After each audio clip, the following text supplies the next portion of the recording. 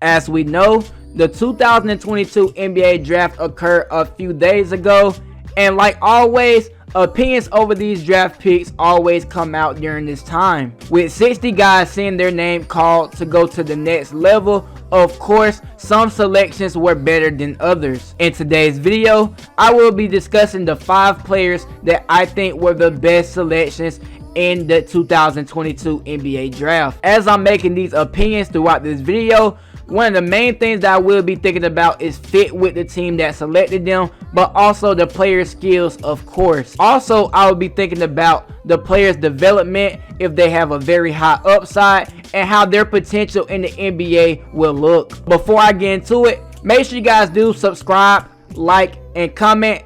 It is very much appreciated.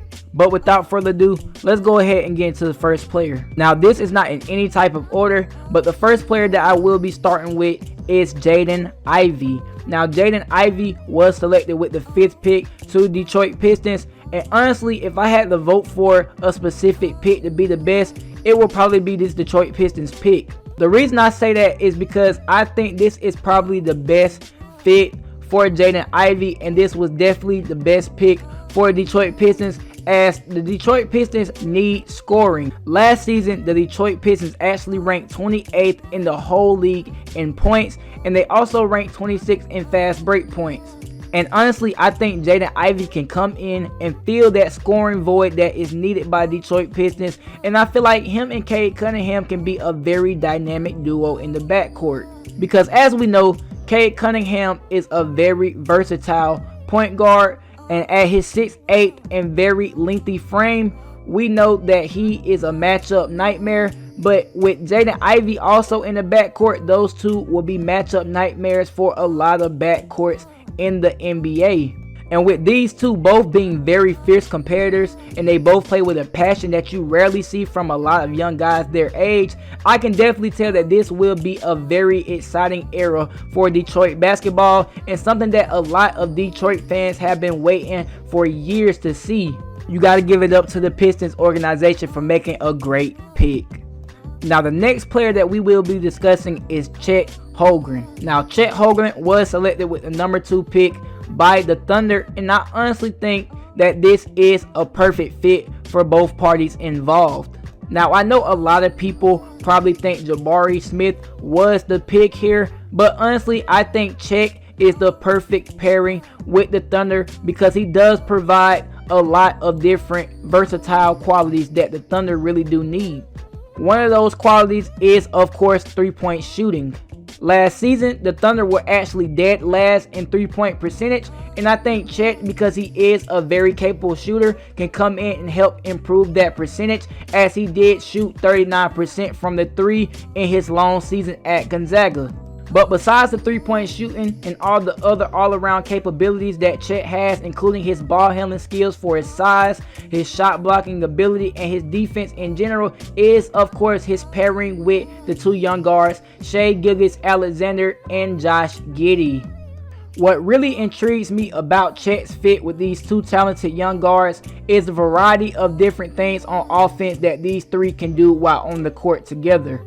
As we know, Shai Gilgeous-Alexander is one of the best scoring guards in the league, especially when it comes to getting to the basket and finishing in a variety of different ways. Adding Chet to the system will allow for Shai to have a lot more options when driving, as he'll be able to find Chet for a lot of dump off and kick out passes that Chet will be able to take advantage of and get easy points.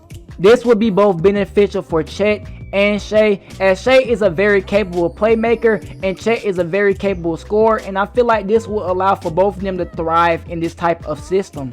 Now, when it comes to Josh Giddey, we know Josh Giddey is a very excellent passer, and we know he is also very good in the pick and roll. Now, with Giddey and Chet in the pick and roll, there will be no limit to the amount of options that you have with those 2 in that setting. Like I said before, Chet is a very capable three-point shooter, but he's also a very good roll man when it comes to him rolling off of screens. And like I said before as well, Josh Giddey is a very excellent passer, so you will be able to allow Chet and Giddey to be in different pick and pop, pick and roll. You can have Chet slip to the basket. Giddey will find him in every situation, which will lead to easy points and a lot more flow in the offense of the OKC Thunder in the half court. Also in transition, as we know, Chet is a very good transition big.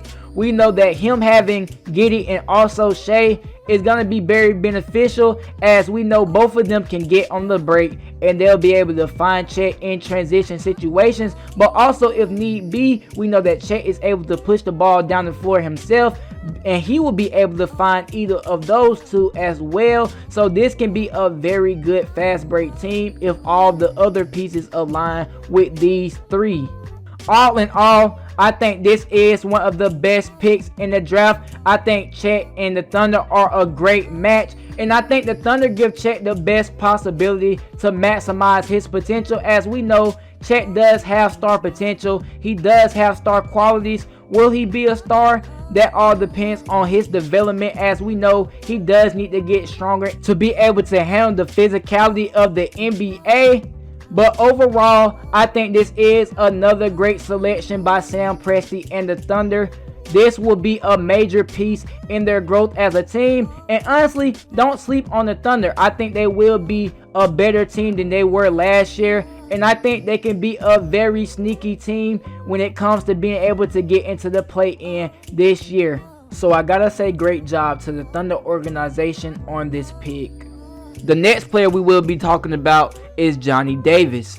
Johnny Davis was selected with the 10th overall pick to the Washington Wizards, and honestly, I think this was a great pick by the Wizards organization. As we know, with the uncertainty of Bradley Beal's future with the Washington Wizards organization, this pick is going to be a very important pick, because this is going to be part of the cornerstone to the next era of Washington Wizards basketball. And by selecting a guy like Johnny Davis, I see that the Washington Wizards are already heading into that direction, as they are very well prepared for the case that Bradley Beal would not be coming back in a Washington Wizards uniform. Johnny Davis is a 6'5" shooting guard that can really light it up on the court. His shot creating ability is something that a lot of scouts marveled at, and he's also very good at getting to the rim.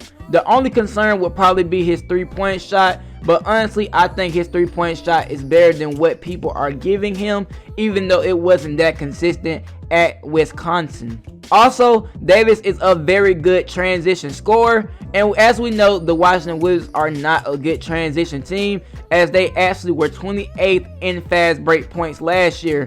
With this Johnny Davis addition, he will most definitely be able to improve on that, and this team will definitely be able to get out on the break a lot more. But with whatever decision that Bradley Beal does decide, I think Johnny Davis can still come in and make an immediate impact on this team if given the minutes to continue to develop into the elite player that I feel like he can eventually become. Overall, I think this was a great pick by the Washington Wizards, as at this point in the draft, I think Johnny Davis was the best value pick at this point, and it's definitely going to be a pick that the Washington Wizards can look back on and be happy about.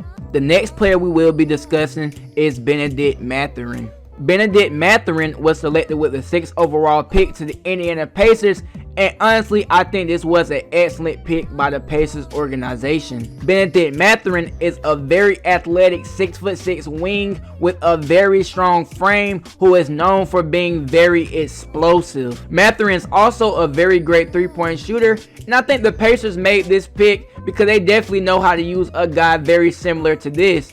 Of course, they had Victor Oladipo a couple of years ago, who eventually became an all-star for the team, and I think Mathurin is a very similar type of player. Both players are very strong wings with elite athleticism, and even though I think at this point Ben Mathurin probably has a more consistent jump shot than what Victor Oladipo had when he first came into the league, Victor Oladipo is definitely a better defender, but I definitely can see Bennedict Mathurin becoming a very good defender at the NBA level. But what also made this pick very interesting, and what I'm actually excited about, it's definitely Bennedict Mathurin's fit with Tyrese Halliburton. As we know, the Pacers traded for Tyrese Halliburton at the trade deadline, where they gave up their all-star big man in Domantas Sabonis, and I think the Pacers made a very great move. With Halliburton, we know he is a tall combo guard that can do a variety of different things on the floor,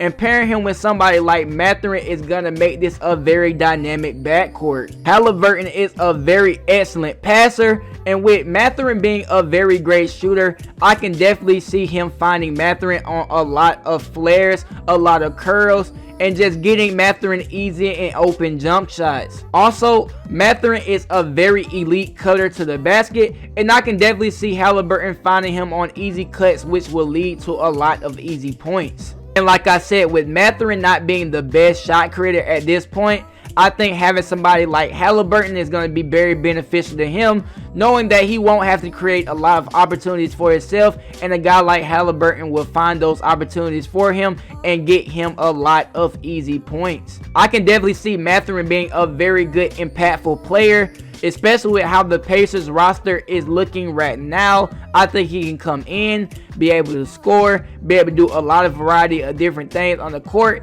and be the ultimate glue guy that the Pacers need to build a winning franchise for the near future. If I was a Pacers fan, I would very much be excited about this pick. Great job to the Pacers organization for making a very conscious and wise decision taking Mathurin with the 6th pick. Last player we will be discussing is Ochai Agbaji.